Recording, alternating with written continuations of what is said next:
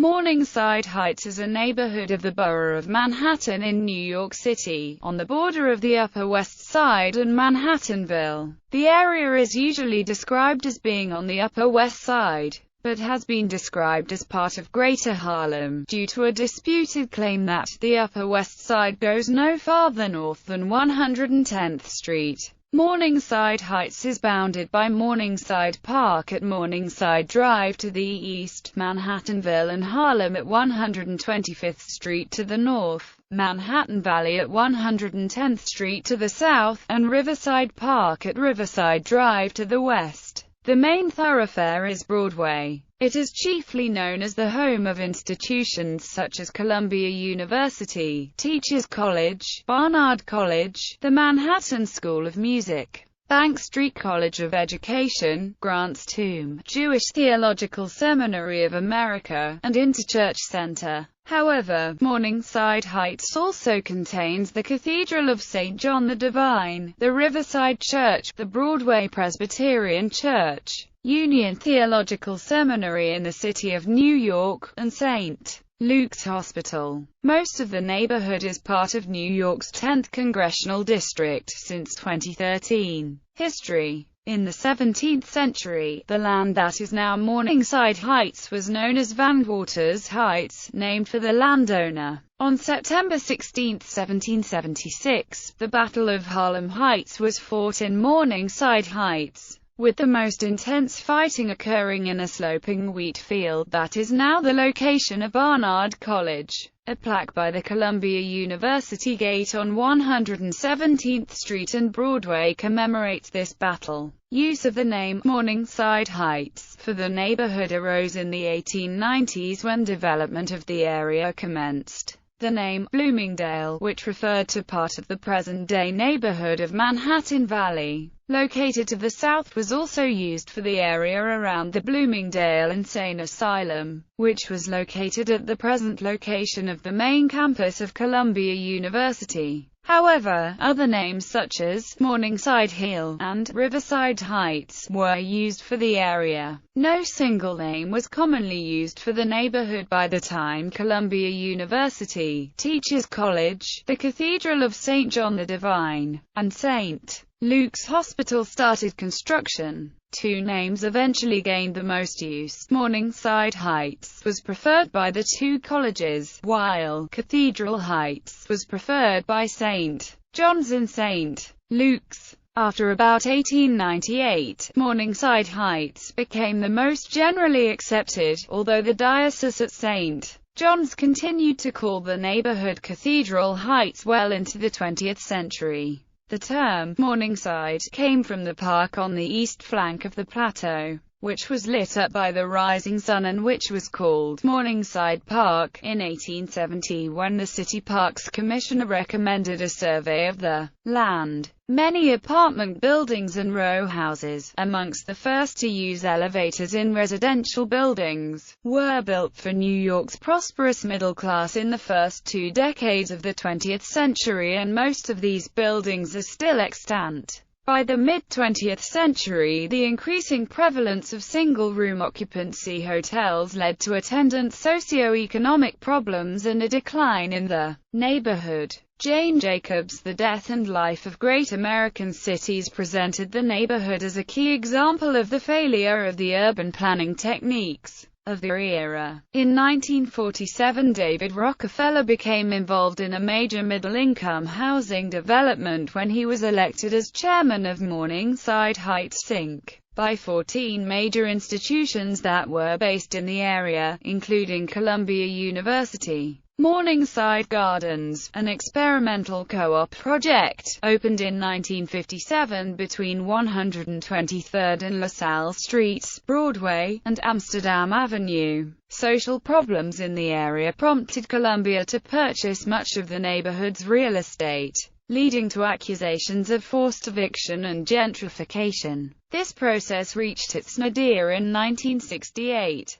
When protests erupted in both the neighborhood and on Columbia's campus over the university's proposal to build a gym in Morningside Park. Residents alleged that the park's proposed separate entrance for Harlem residents on the lower level of the park was segregated, and that public park space was being annexed by a wealthy private institution. The university was eventually forced to abandon the plan. However, Columbia University has still expanded its presence in the neighborhood markedly over the last few decades, and gentrification and urban renewal have proceeded apace. In January 2008, the university received approval from the city council to expand significantly in nearby Manhattanville. Since the late 1990s, some businesses in the area started using the name Soho to refer to the neighborhood, as seen in the names of Max's Soho restaurant in the former Soho nightclub in Morningside Heights. Sites of interest. The label Academic Acropolis has been used to describe the area, which sits on a high natural point in Manhattan and contains numerous academic institutions. Much of the neighborhood is the campus of Columbia University, and the university owns a large amount of non-campus real estate.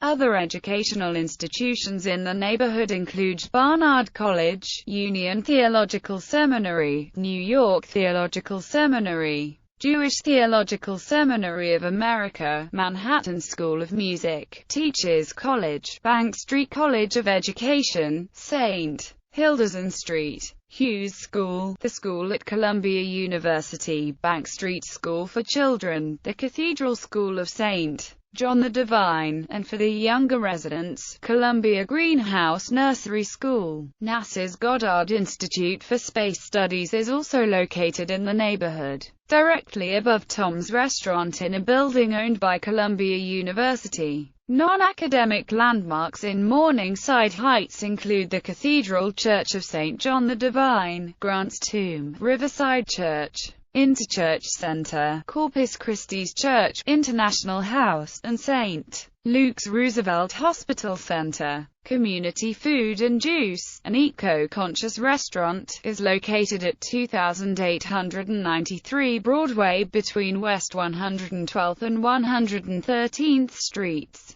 In popular culture, Tom's Restaurant, on Broadway at 112th Street, was featured in the 1980s song, Tom's Diner, by Suzanne Vega, an alumna of Barnard College. Later, exterior shots were used on the television sitcom Seinfeld as a stand-in for the diner hangout of the show's principal characters. Further north, the West End bar served especially as a meeting place for writers of the Beat generation in the 1940s, 1950s, as well as for student activists prior to, during, and after the Columbia University protests of 1968. The bar's jazz room was run by jazz historian and DJ Phil Sharp for 17 years. In the late 2000s, the establishment was absorbed into a Cuban restaurant chain, Havana Central, and became known as Havana Central at the West End. Transportation. The area is served by the New York City subway at the Cathedral Parkway 110th Street and 116th Street, Columbia University stations of the New